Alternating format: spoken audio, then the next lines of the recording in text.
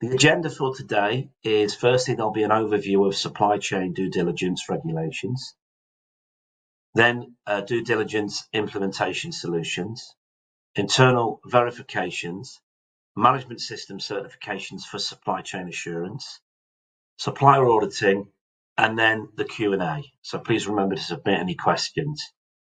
What I'll do is now pass to my colleague Alberto Sartori, who will take you through the agenda. Thank you. Thank you, Rory. Thank you for the introduction. And then let me take you through this agenda. This is not meant to be a training course on due diligence regulations, of course, or implementation solutions, but I hope I can give at least an overview of what is a general trend that we are observing globally. If we look at supply chain management and ask executives what comes to their mind in connection to this topic, mostly they would raise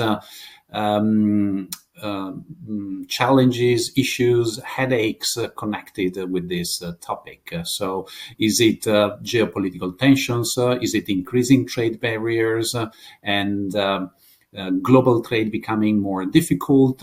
So we understand that supply chain management is high on the agenda of boards globally, and that regulations is also playing a significant part in this, and especially in relation to sustainability. Sustainability demands on businesses is growing, and companies are expected to manage their impacts and their relationships in a responsible manner. Also, when it comes to partnerships and supply chain impacts. Several sustainability-related regulations have been approved in recent years and incorporate due diligence requirements on suppliers. You can see just a summary of some of these regulations which have been approved lately. There is certainly been a surge in the last years with a strong push from the European Union, but not only. We can also see some other states that have been driving an agenda with more and more requirements on business to ensure responsible conduct and due diligence of their suppliers. So this is why we are now trying to understand what these regulations entail and how businesses are responding. If we look at due diligence on suppliers in particular, one example comes from the United States with the regulation that is prohibiting import in the country of goods which are manufactured in violation of minimum standards.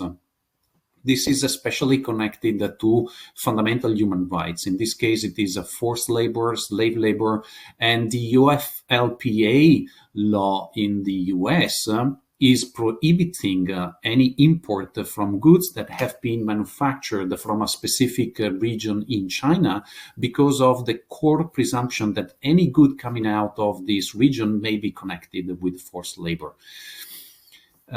Exceptions to these prohibitions are allowed, but companies need to demonstrate with clear and convincing evidence that the goods imported in the United States have not been made with forced labor. And this is quite difficult for companies to provide suitable and acceptable evidence to the border authorities. Another kind of legislation has been approved and implemented in Germany starting from last year, the so-called LKSG law, the Supply Chain Due Diligence Act, which takes instead a different approach. In this case, companies do not have to prove that specific products have been produced in compliance to minimum requirements. Companies have more of a process-related obligation by law, which is to demonstrate they implement an appropriate due diligence process across the entire supply chain and covering fundamental human rights, but also environmental impacts.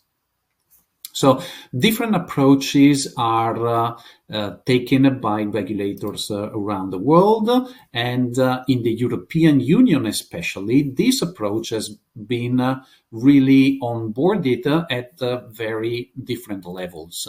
Several of the regulations and directives approved in the last years as part of the EU Green Deal incorporate some elements of due diligence. For example, this can be product specific, like in the case of the battery regulation or the deforestation regulation. And these directives provide that business must ensure proper traceability and due diligence of finished products or components across the supply chain, making sure that there is no negative impact on the environment or on human rights. One particular piece of legislation is similar to the American one we mentioned earlier, the EU forced labor regulation. In this case, the European Commission in the next years will issue a database for companies to consult and understand whether some geographical regions are associated to risks of forced labor. And they will have to act upon these recommendations and guidance from the European Commission. So they will need to demonstrate that their own products or imported products and components are not associated with this kind of negative issues. But probably the most important piece of legislation issued by the European Union in the recent years is the CSDDD, the Corporate Sustainability Due Diligence Directive. This establishes a corporate due diligence duty for companies to identify, prevent, and or mitigate negative impacts across the entire value chain. With a short focus on this legislation shown here, which is particularly relevant for business around the world because companies may be directly affected even though they are not established within the European Union. So this may be relevant also for UK-based companies. If they maintain a turnover within the European Union above a minimum threshold set at 450 million euros, they will still be obliged to demonstrate they implement this due diligence across their own operations. What is particularly important of this regulation, this directive, is that it applies to the entire upstream supply chain. So the production of goods and the provision of services are to be covered within the due diligence process. This includes, as you can see here, the design, extraction of raw material, and so on, but even part of the downstream value chain. So companies responsible for the distribution, transport, and storage of finished products will have to make sure that even this part of the operations are covered under appropriate due diligence. And of course, the directive applies to the company's own operations. So companies still need to ensure their own operations are free from human rights violations or negative environmental impacts. All types of products and services are covered, and there will be no limitations as to the geographical application. So it will not apply only to high-risk countries, but companies will have to learn and understand on their own whether they are sourcing from high-risk countries or not.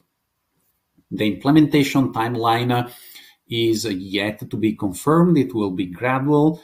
Political discussions are still ongoing in Brussels, and there may be changes to the laws before they actually come into force, especially since the European directive needs to be transposed into national legislation by the EU members. So there may be changes still to come in the next years. However, the trend seems to be quite clear in this direction, coming from Europe, but not only.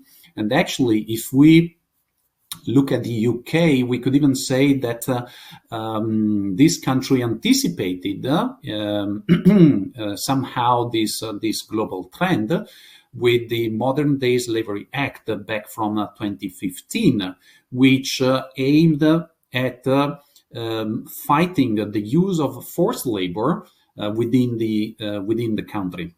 It was meant specifically to target one of the issues in connection with the human rights violations. So it doesn't have as a broad scope as the previous laws from the European Union. But there is a strong connection, especially when the law was amended to make sure it would apply also to violations occurring across the supply chain. As was commented back at the time of the approval, one of the goals was to push on big business to ensure there would be a halt to the use of slave labor across the supply chain.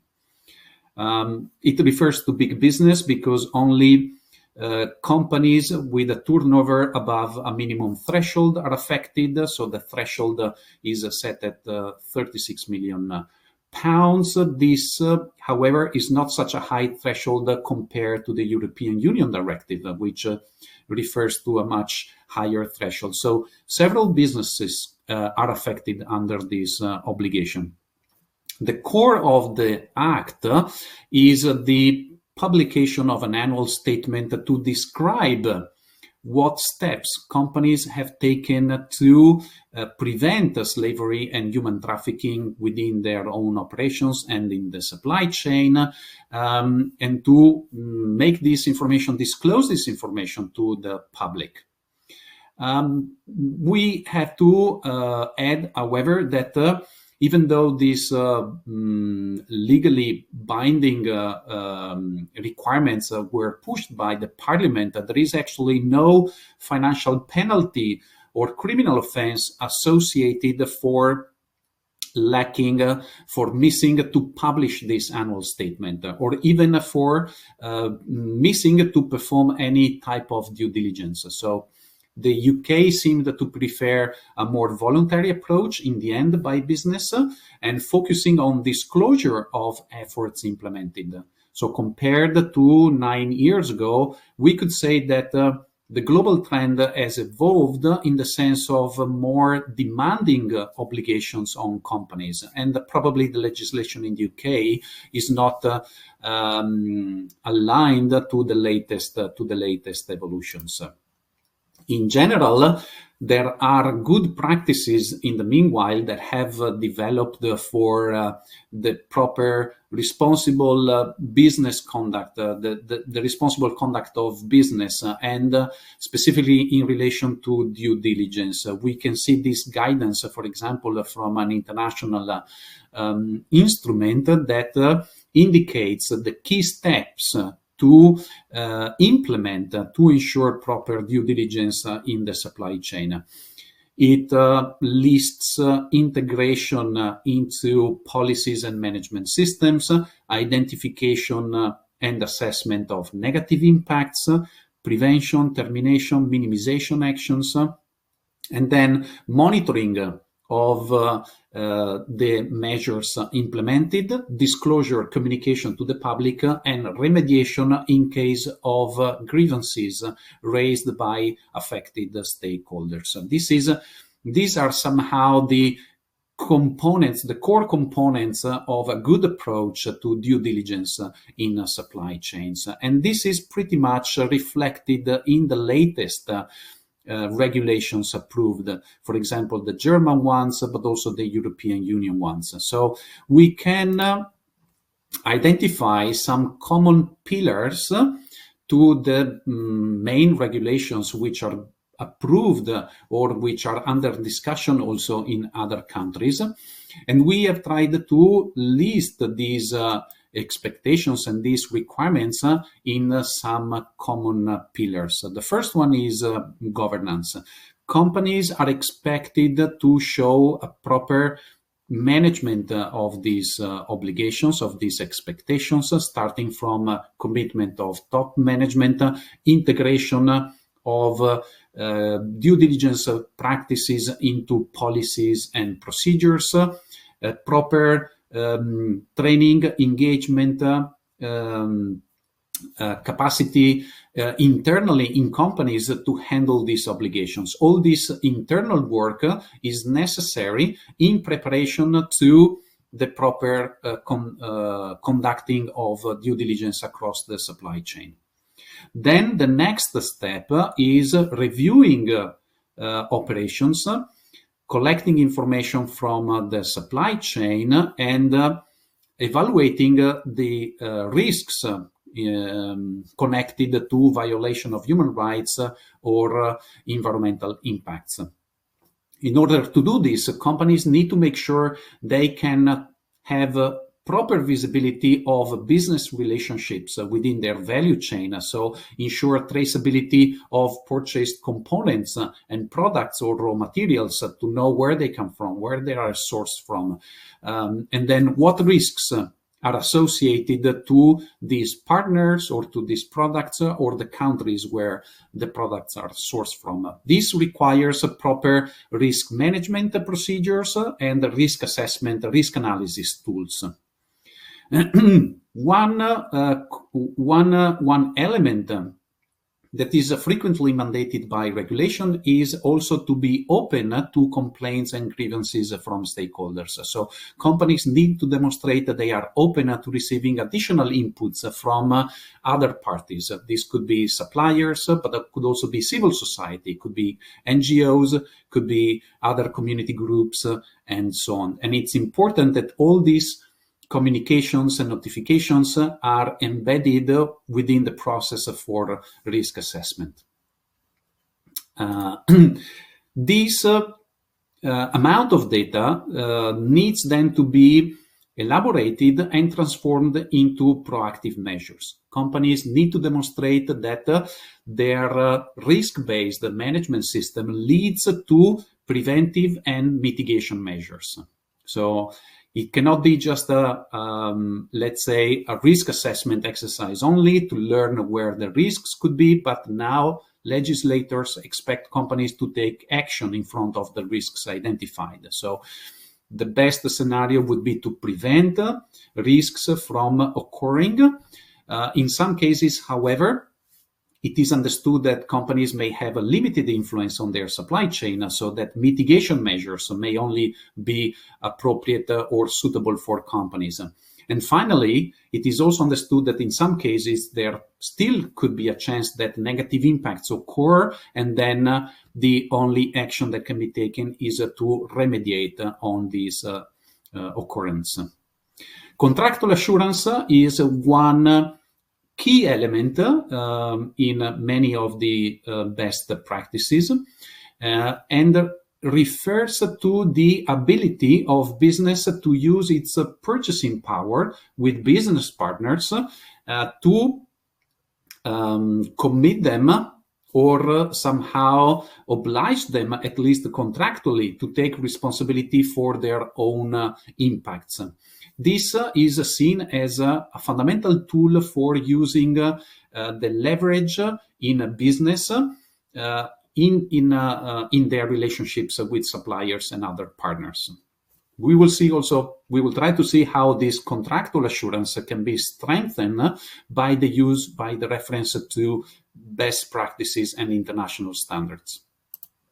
Finally, companies are expected to be transparent about their supply chain due diligence. So they should be able to demonstrate they collect data, they evaluate their performance against the targets and goals, and they report it externally. In some cases, it is mandatory to report results to the authorities. This is the case, for example, in Germany from 2023 already. Companies need to publish specific information on their due diligence, but that's also, as we have seen, the focus, the core of the modern day Slavery Act in the United Kingdom. And finally, there is also a need or an opportunity to demonstrate the robustness of the entire due diligence systems, the internal systems, the entire setup of business towards stakeholders by pushing the policies and the procedures through an independent verification. So here are the key elements of the regulations that we have analyzed, but also of the good practices that are often referenced and the expectations of stakeholders. This generates some needs on companies affected by these regulations. The first is then to ensure that a proper supply chain due diligence system is set up, implemented, maintained over time, and externally verified.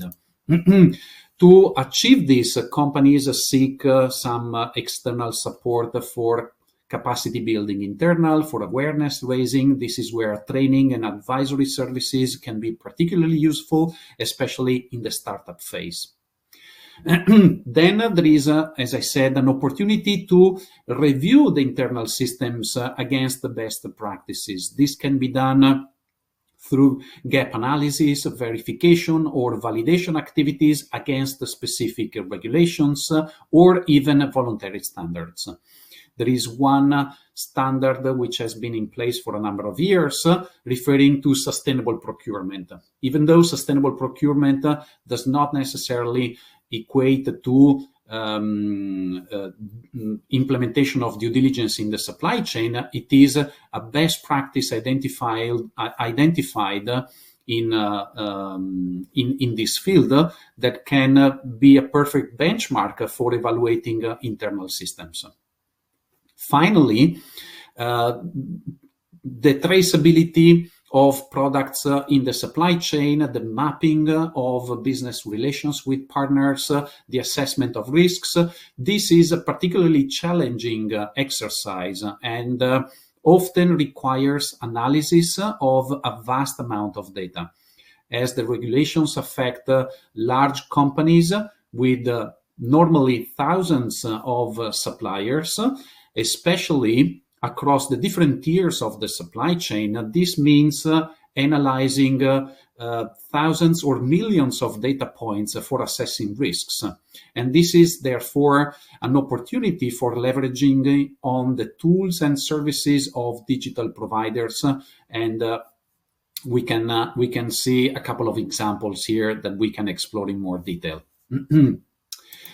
The next step for companies is to demonstrate that appropriate risk mitigation measures have been implemented.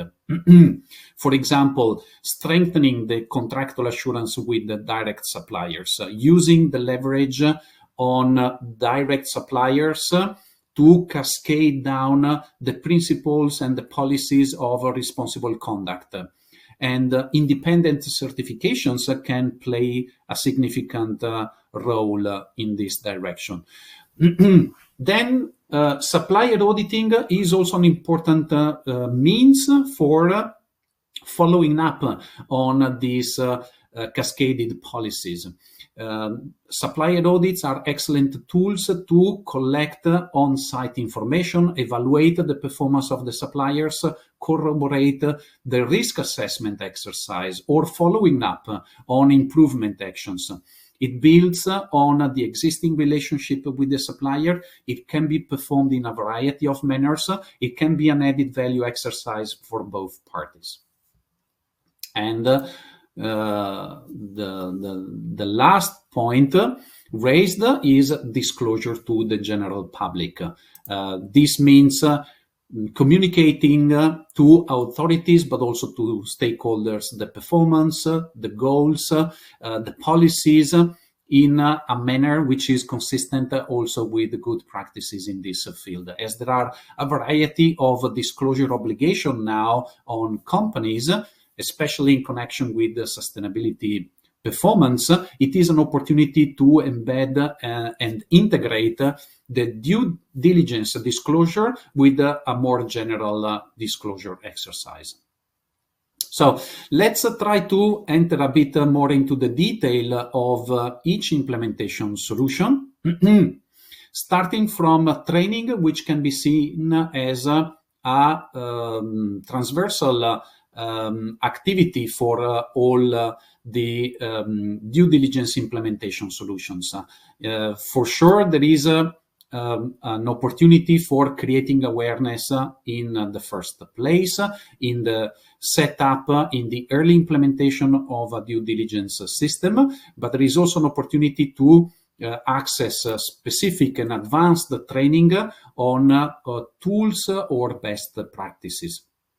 If you wish, for example, to check on our catalog of trainings, we have, let's say, high-level awareness-raising trainings on sustainability, on due diligence, but then we also have more advanced and topic-specific trainings on some of the implementation solutions. So you can scan the QR code visible here for accessing our catalog of courses, but you can also check directly on our website. Internal systems for implementing due diligence can have different features. They can be implemented in different manners, but as I mentioned, there are also good practices available coming from international standards. It can be the OECD standard. It can also be the ISO 2400 standard on sustainable procurement. Companies can be assisted by specialists and advisors on implementing these best practice systems. What TÜV can offer is also to validate these systems against relevant benchmarks and good practices. These can be referenced against a specific regulation or against the ISO standard or other standards as available. This is an opportunity to get your systems reviewed and challenged by an independent party, and to avoid self-review, which may which could have a risk of overlooking and missing relevant points or missing implementation of good practices. So independent verification of due diligence systems is definitely a recommended solution for you to test your own policies and your own procedures from an independent organization. It's also an opportunity to get an attestation to demonstrate that the systems implemented have been evaluated by a third party and they have a demonstrated validity against the reference standard. Internal systems need to embed proper and robust supply chain mapping and risk assessment. In the past, these could also have been done manually, let's say, with the collection of data points directly from suppliers. But now the scope of due diligence and the depth of the due diligence on several topics, on several sustainability-related topics, is so vast that companies cannot be expected to manage this manually anymore. So this is why now new providers have also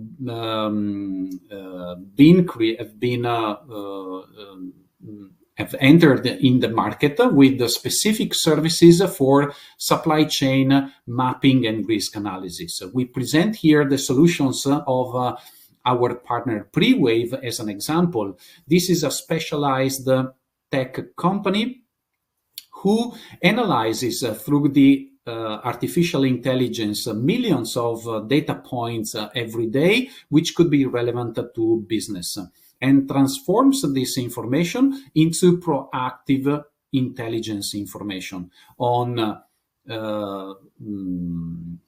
existing risks, on alerts, and on possible mitigation actions.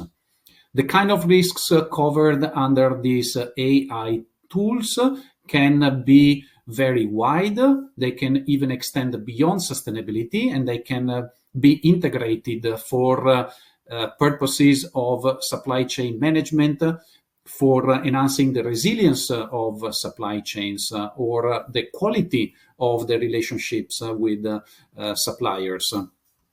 Overall, the model by which Prewave and similar providers will work is by analyzing large data available from multiple sources. This can be open sources on the web. It can be company websites from suppliers and other business partners. It can be from customs databases and so on. And this information is analyzed and allows companies to identify and assess the negative impacts, the risks, and to prioritize suppliers based on these risks. This transforms this huge amount of data, which would not be actionable by business, into priority lists. It allows companies to extract and identify those suppliers that can be regarded as higher risk or critical and take focused action on these suppliers. This is very much in line with the approach promoted by the due diligence regulations. The European directives and the other regulations do not expect the business to approach all their partners and suppliers in the same manner. It is understood that companies have limited means and resources, and they need to prioritize and focus on actionable information and high-risk areas. So this is exactly what the AI-based tools allow for their users. In the case of Prewave, the integration of services with TÜV SÜD is such that after analyzing risks within the supply chain and identifying the high-risk suppliers, you can follow up on these suppliers, on your high-risk and critical suppliers, with specific preventive mitigation or remediation measures. Some of them we are going to explore in the next slides. For example, the independent certifications to strengthen your contractual relationship with the business partners. Certifications are means for your suppliers to demonstrate and provide evidence of robust systems to manage their obligations, their impacts, and their performance. Certification standards are globally regarded as best practice. They have been created normally out of a multi-stakeholder approach with industry experts. So they identify the benchmark for proper, robust management systems in companies to address specific impacts. Embedding such certifications in the contractual assurance or in general in the trading, in the commercial relationship with suppliers can definitely show that the buyer, the client company, has approached, has implemented a robust and appropriate measure for due diligence of suppliers.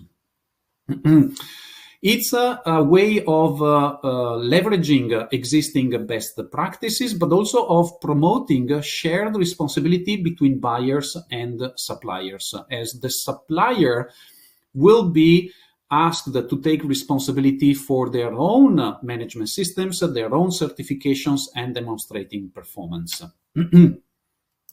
There are a variety of certifications out there. We have only listed a few ones here in connection to sustainability relevant impacts, ranging from environmental management system to social management systems. So depending on the high risk area identified and depending on the priority identified by the client, then different certifications may come into play. And TÜV SÜD can also assist in understanding and learning which could be the most relevant certifications to drive the agenda of client companies, to prioritize specific risk areas. While the certification within supply chain encourages suppliers to take responsibility and provide evidence of their own risk management, supplier audits in the field of sustainability show also that buyers and client companies take a proactive approach in monitoring the performance of their own suppliers. A combination of these measures is definitely recommended. The responsibility and the burden of demonstrating a proper risk management cannot be left on the suppliers alone. And even the regulations, in the case of the European Union CSDDD, for example, the law is quite explicit that suppliers, especially the small suppliers, are not to be left alone with the burden of demonstrating compliance. So buyer companies also want to take proactive measures in working with their suppliers, monitoring their systems and their performance, and evaluating whether they meet up to the expectations, the obligations on them. Companies typically issue some code of conduct for suppliers, and supplier audits are typically the means to verify whether these codes of conduct are properly implemented throughout the supply chain. In this case, two different types of audits exist and are designed for different purposes, for prevention, mitigation, or remediation audits. What matters is, of course, that these criteria, the criteria for the audits, the reference standards or codes of conduct used for the audit are accurate.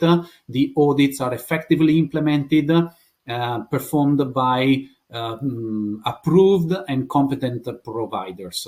And this is the case, for example, of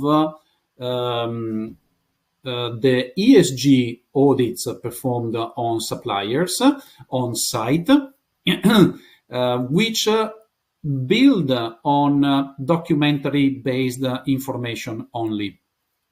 On-site audits allow for audit companies to visit the workplaces, the production sites, and the factories of suppliers, evaluate the working conditions, assess directly the impacts of production processes, engage with relevant stakeholders such as workers, their representatives, and others for the purpose of collecting the necessary information, the necessary evidence of compliance and performance.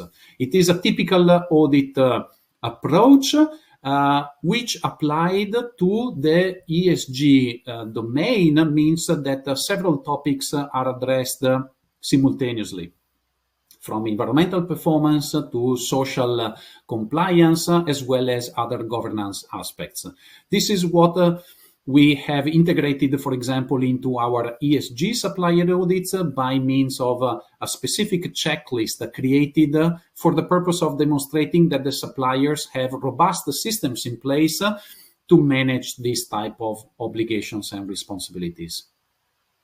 The workflow is typical of supplier audits, so we engage with client companies, we learn about their audit needs, which risk areas they have identified and connected suppliers, and then we manage the audit process through our experts. So with preparation, execution, internal quality check of the results before transmitting the information to the party which has commissioned the audit. So in the case of a supplier audit, the outcome is typically a report outlining to the client the results from the audit, strengths, robustness of systems, but also weaknesses, areas of non-compliance.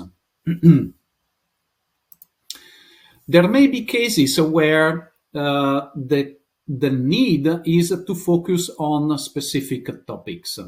We understand that the due diligence laws cover a wide variety of sustainability-related topics, ranging from environmental responsibility to social compliance, and normally, often companies want to have a good overview of how these responsibilities are managed by suppliers. In some cases, however, risk assessments highlight the presence of a specific risk in connection to one sustainability topic, or this may be connected to a grievance raised or to a negative occurrence already in place within the supply chain. So in some cases, companies want to investigate specific topics. It can be environmental responsibility of a supplier, or it can be health and safety challenges in some specific industries and sectors. In some cases, we have highlighted here the importance of social compliance audits. Social audits are focused on compliance with human rights and labor responsibilities.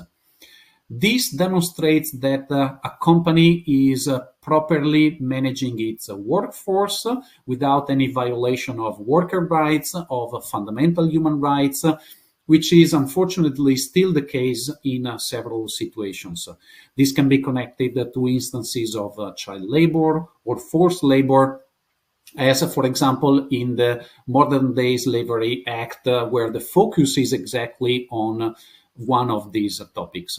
So social audits are designed to focus on these areas of risk. They can be used to demonstrate proper due diligence in high-risk areas. They apply the audit techniques of on-site audits, and they can be delivered as a second-party audit focused on your specific code of conduct. As this is not something new, but has been in place for a number of years, there has been also a growth of so-called collaborative initiatives. Suppliers around the world receive audits on their social compliance, on their level of human rights protection, and the programs listed in this slide allow suppliers and buyers to come across and share data through digital platforms. You may have heard already of some of these standards and programs, or you may be member to one of these initiatives, and they play an important role in supporting proper due diligence. Typically, these initiatives have designed a specific audit program, which is creating consistency between members. They have also created a platform in which all the audit-related information and the performance of suppliers is somehow shared by protecting confidentiality of information and also confidentiality of business information. The trade relationships is not visible, but the digital platforms allows easily to share non-competitive information with multiple companies. And typically also these programs screen, review, and approve the audit partners that collaborate with the program, so that only approved audit companies like TÜV SÜD can perform these audits and upload results on the platform. Typically, these programs do not allow for customization or allow only for little customizations, and there are costs associated with these collaborative initiatives. So it is important also to have the necessary knowledge on the different platforms and collaborative initiatives to evaluate which one best fits specific due diligence needs. And this is where TÜV SÜD can also advise. Finally, just a quick reference to the obligation for disclosure.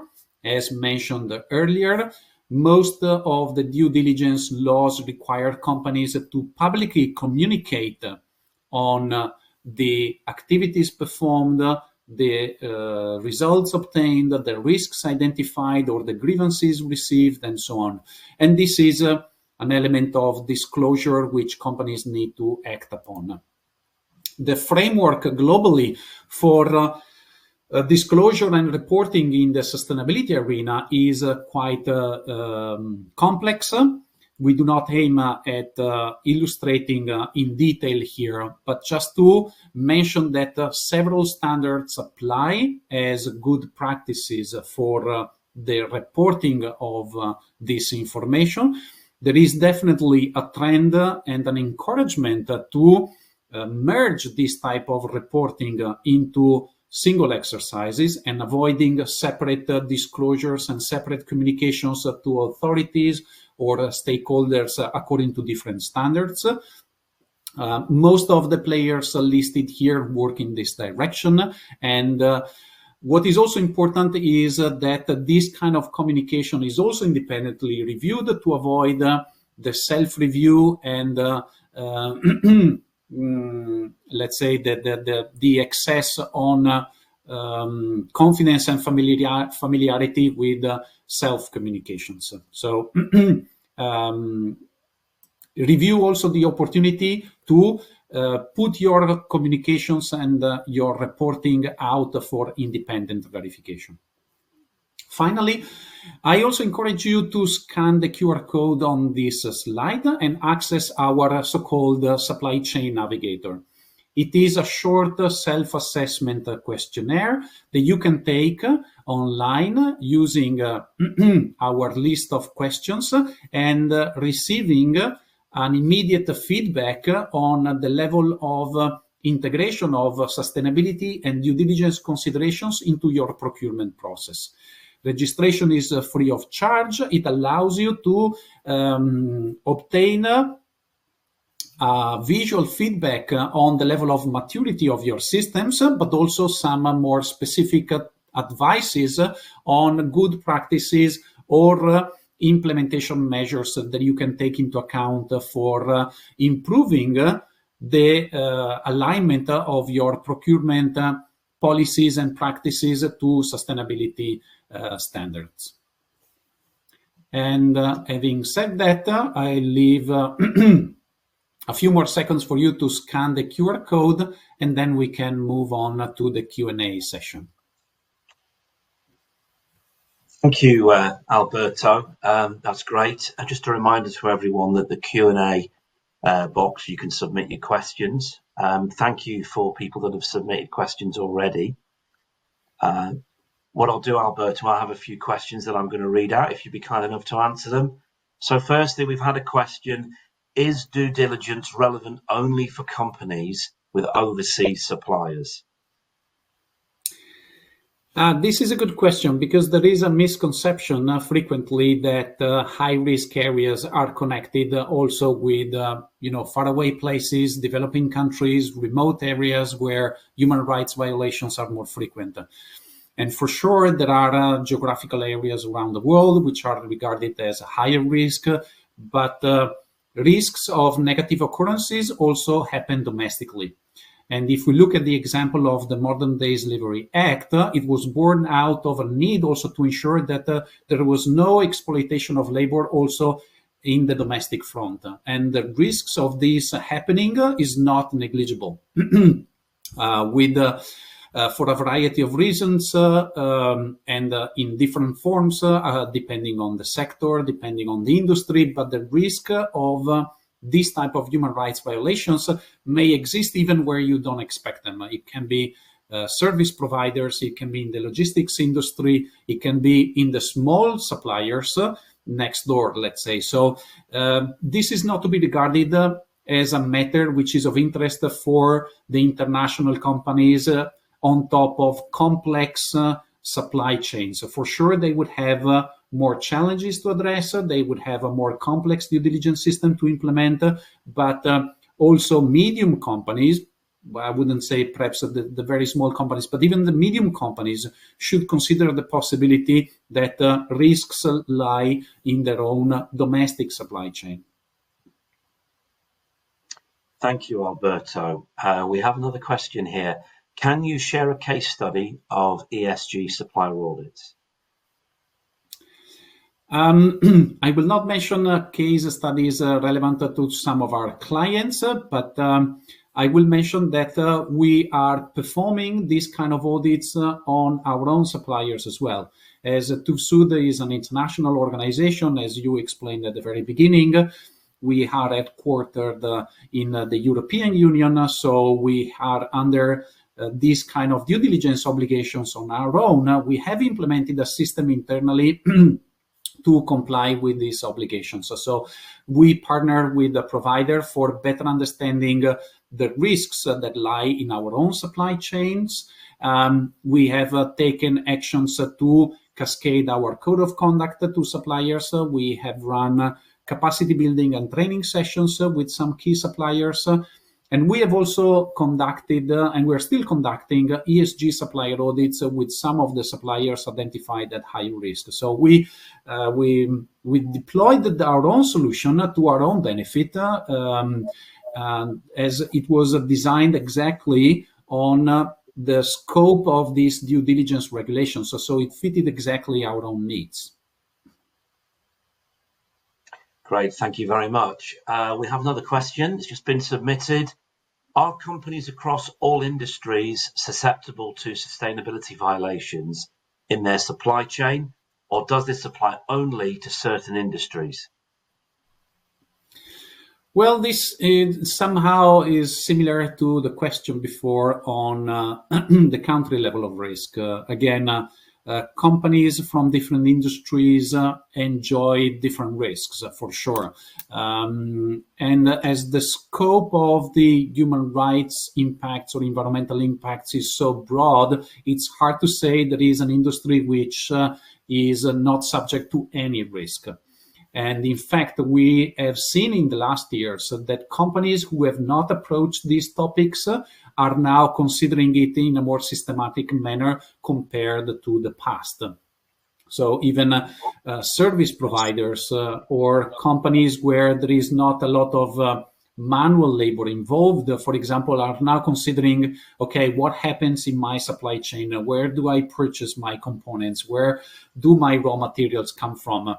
Have I mapped all the potential environmental impacts across all tiers of my supply chains? I would say that all industries should perform these type of risk assessments. And then it may be that most of the risks are in some industries, most of the risks are identified far down the supply chain, for example. In that case, it may be well accepted that the company has a limited ability to influence if there is no direct relationship with a high-risk supplier, for example. In that case, it may well be that the company is not in the position to implement effective prevention or mitigation measures. But there should always be a level of risk assessment up front. And you may be surprised after analyzing the relevant information that there are actions that could be taken, and even in some industries. Some industries are known, and for years they have been aware of the risks lying in their supply chain. So typically, these industries have more established and mature programs for the due diligence of their suppliers.